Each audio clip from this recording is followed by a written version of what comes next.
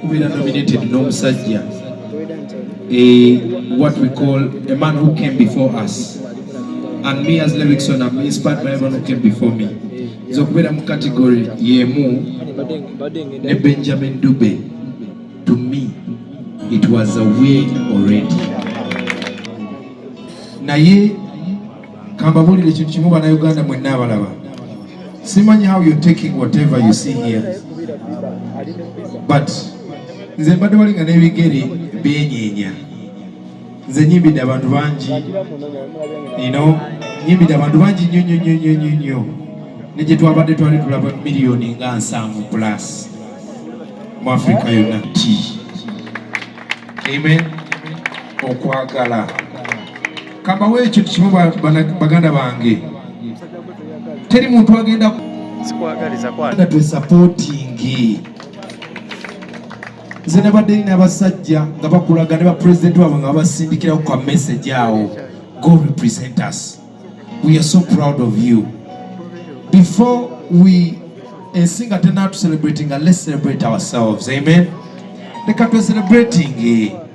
I swear nyinza okubasa wangu the award ya best African gospel artist, naye today what I've felt, it is more than an award. It is the love. Love, sport is everything. But who did anti Baganda for nominating? I want to congratulate this man, Eddy Kenzo.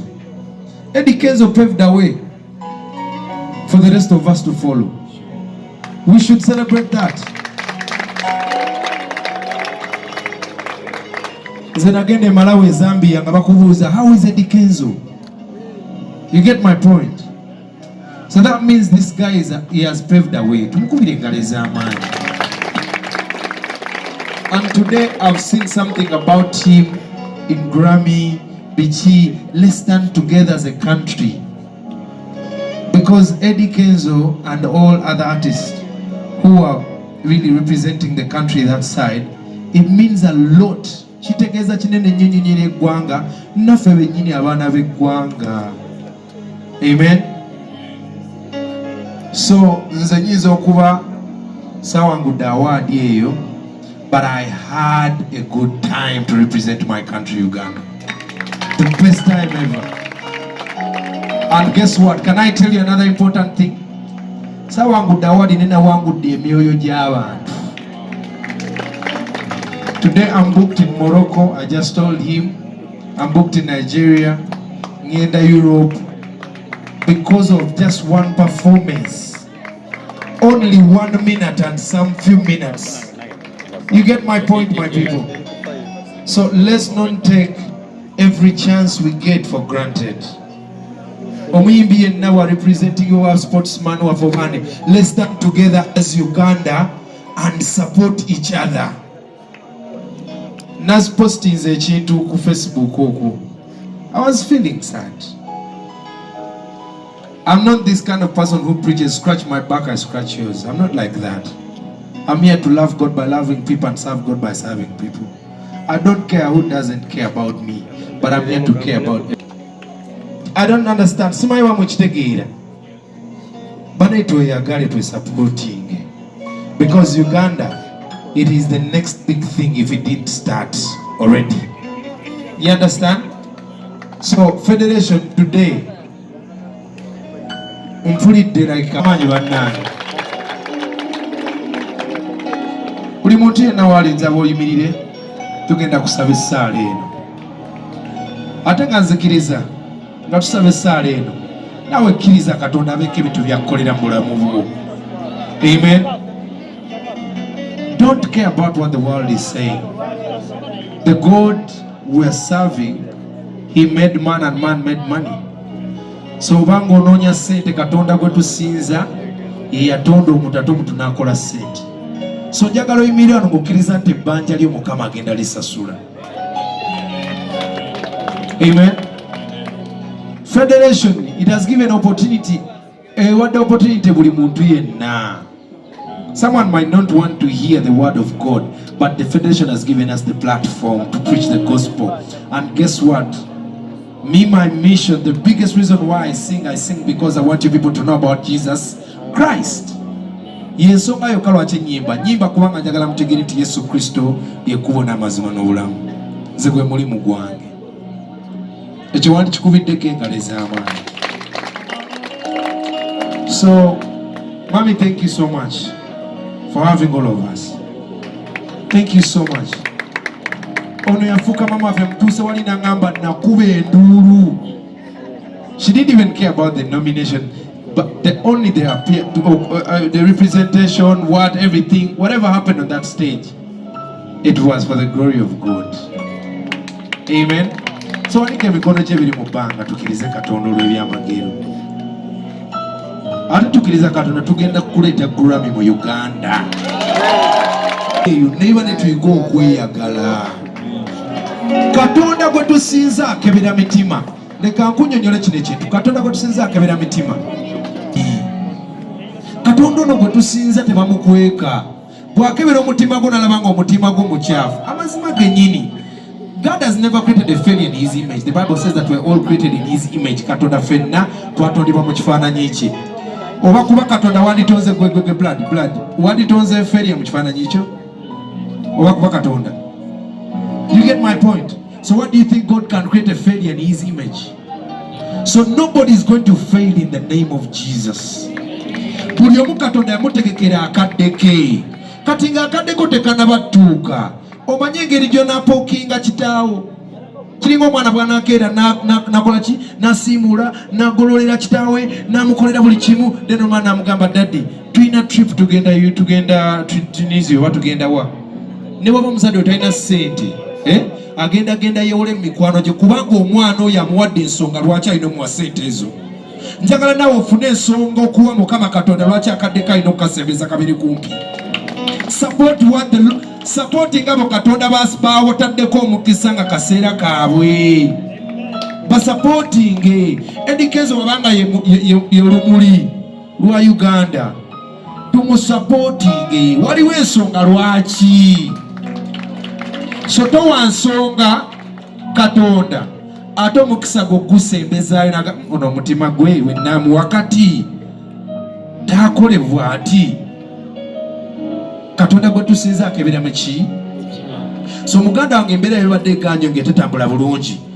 Please weekebere. Let's love one another. It is the greatest commandment in the Bible. It is. Naye ffe ne tuwoganira abeeri. Noleka wano gwogenda okuba enduulu ekiro akuddukire. Oli mu ku celebrating oweri. Bannange baganda bange tuwanike emikono saze kubuulira njiri nkole vice wange kyaŋŋambye. But I want to thank God for this federation. Ensi yo banatanategeera federation kyeriko. Look at this.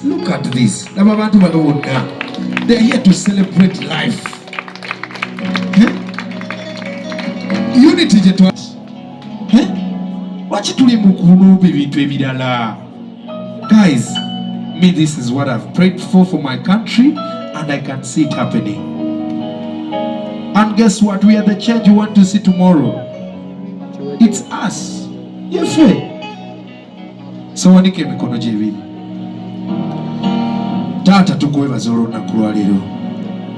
Tukwebaza ku lw'ebikolwa bye ebirungi. Tukwebaza ku lw'obujulizi. Tukwebaza ku lw'obulamu. Mukama tulabye wano abatalina maaso nga bakusinza. Tulabye abalema abalina ebirwadde naye nga bawaddeyo ne bagakatusi. Because this world is not fair. But you were so fair. And he sent your only begotten son to die for our sins. Mukama tatateeka abantu bano bonna bali mu kifo kino mu mikono gyo. Gwe Katonda alingiza emitima. Nsaba obawe emitima gyabwe kyegiyaayanira. Buli muntu ali wano Mukama tagenda kufa ng'akyali muto. Agenda kuwangaala era alabe ekisa kyo nga kikola Mukama. Leka batakumanyi nti yegwe yafa n'ozuukira bakutegeere. Balaga amaanyi go. Baako ebintu eby'amaanyi by'okola mu bulamu bwabwe. Mukama asabira federation okuwangaala. waliwo bangi abaagala egwe. Mukama naye wabanga waliwo okukwatagana n'okuzimbagana, Mukama leka okuwangaala kubeerewo mulungi wange. Kabaka teeka abakulembeze baffe, Mukama. Bayibuli egamba abakulembeze bava wa Katonda. Mukama gwe walonda ba Eddy Kenzo n'obaleeta, Mukama, naye kulembera nabo. Mukama, bawa amagezi, Mukama, okubaako ebyenjawulo ebasobola okwogera ebisobola okukyusa abantu. Mukama, nteeka abantu bano bonna ekiro kya leero leka kibeere ekiro ekyenjawulo mu bulamu bwabwe. Baako ebyemagero by'okola, Mukama. Baako obulamu bw'omuntu bw'okyusa, Mukama. Nangirira ebintu eby'amaanyi eri eggwanga lyaffe. Nangirira, Mukama Taata, okukwatagana enkolagana, Mukama. Buli kirwadde kibeere wala nnyo eri ensi yaffe Uganda. Tukutula buli mize emikyamu mu linnya erya Yesu. Buli abatayagaliza, Mukama Taata, gonza emitima gyabwe.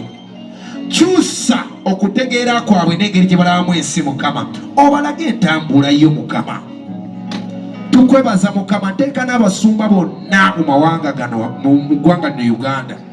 Mukama, nsaba enkolagana, nsaba okukwatagana nga unity genda baana ku federation, Mukama. Unity eno keebune mu buli muweereza yonna gy'ali. Weebale Taata, weebale kubanga olukozi. Nze nja kuweereza obulamu bwange bwonna, nja kubuulira ensi nti ye gwe yekka eyafa n'ozuukira. Buli muntu ali wano mumpeera omukisa, buli waanaalinnyanga, Mukama Taata, musongewo. Teri kabi kagenda bakola bubi. Mu linnya erya Yesu Kristo ngaze ffenna tukuba enduulu tugambe Yesu! Yesu! Oli w'amaanyi. Thank you so much.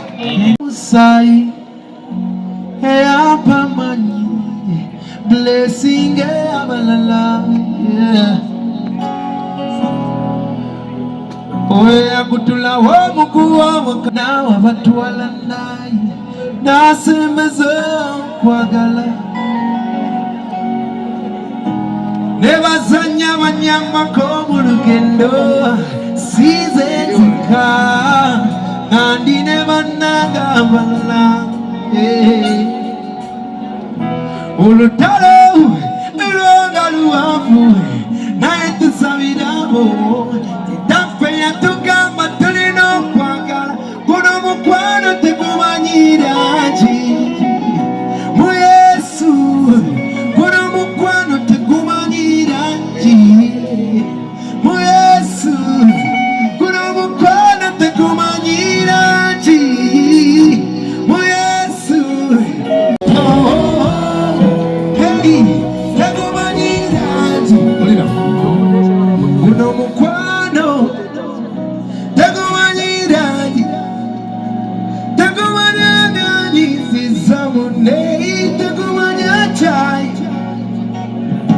kuno mukwano gwayogera kuye Yesu eyatutufirire atasusudde mu kagoba mwavu abasibe bamunonya yamma n'abalwadde ku bitanda gwenyogerako omunywanyi tebabalika beyayamba yagamba omugumbo gwanane n'omuzibe banna basalabe okuva leero akola kafune nafuna omukwano byakyuka guno omukwano tegumanyira tuze kwasi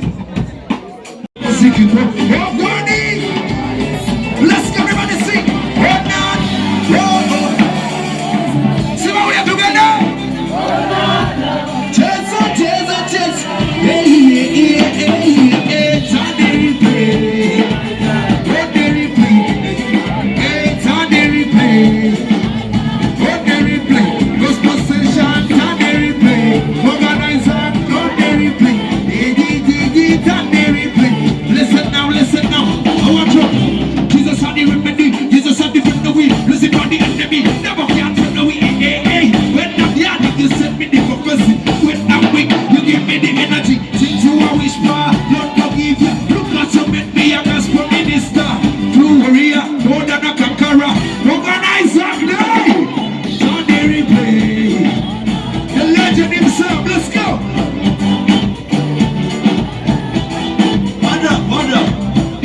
replay.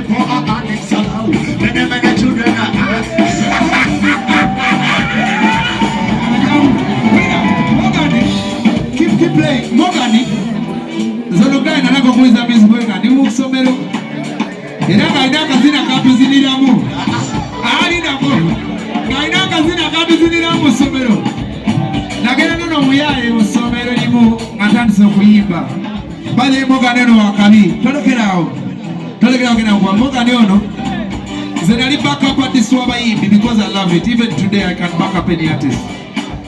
Oromena ngama mwana tandika okuyimba nyimba nawe performing nyimba zo naye kulwecho jagala tuzinemu akazina ke wayi akazina nga wakazina tugende kwa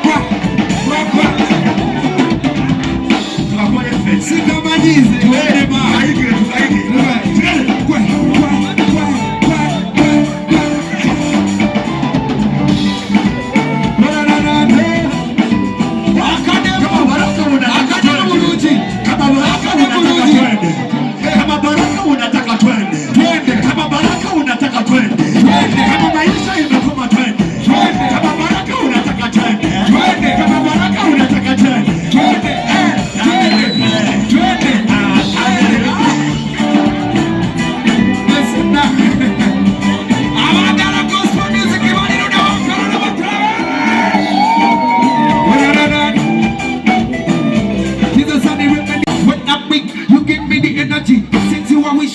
not go give ya. Can't you make me a gospel minister? True warrior, more than a cara for Jesus, I'll serve you every day.